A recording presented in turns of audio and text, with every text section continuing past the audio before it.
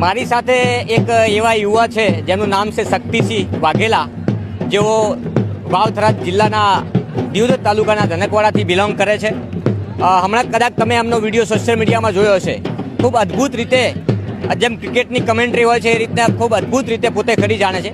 આજનો વિષય છે કે જ્યારે વાવ-થરાદ જિલ્લો અલગ થયો અને પ્રથમવાર દેશના ગૃહમંત્રી સહકારિતા મંત્રી અમિત શાહ જ્યારે એશિયાની સૌથી મોટી ડેરી પ્લાન્ટ જે છે દિયોદર ખાતે આવેલો ત્યાં આવી રહ્યા છે, ત્યારે એમની સાથે મારે ચર્ચા કરવી છે. શક્તિસિંહ, શું કહેશો? તમારી જે કમેન્ટ્રી ભાષામાં મારે તમારી સાથે વાત કરવી છે. જી નમસ્કાર રાજભાઈ. અમિત શાહ જ્યારે 2 દિવસીય ગુજરાતના પ્રવાસ ઉપર છે ત્યારે વાવ-થરાદમાં એક રંગીન માહોલ બન્યો છે. એમાં આજે એશિયાની સૌથી મોટી ડેરી બનાસ ડેરી ખાતે તેઓ વધારી રહ્યા છે.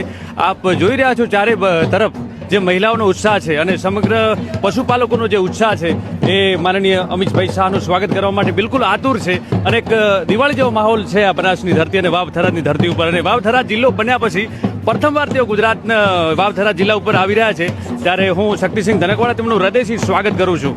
આપણે જે ઓલી આગવી અદા છે ક્રિકેટની, તો એ વિષય ઉપર સ્વાગત કરવું હોય તો जी हाँ, यहाँ पर बना रहे हमारे गृह सहकारिता मंत्री अमित भाई शाह.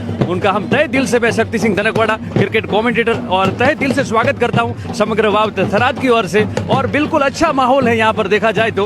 और हमारे चेयरमैन साहब से शंकर भाई चौधरी के नेतृत्व में बनास डेयरी जो नए नए आयाम छू रही है, और वो भविष्य में एशिया में की सबसे बड़ी डेयरी है, लेकिन भविष्य में दुनिया की सबसे बड़ी डेयरी बने, यही शुभकामना है मेरी राज भाई. Thank you.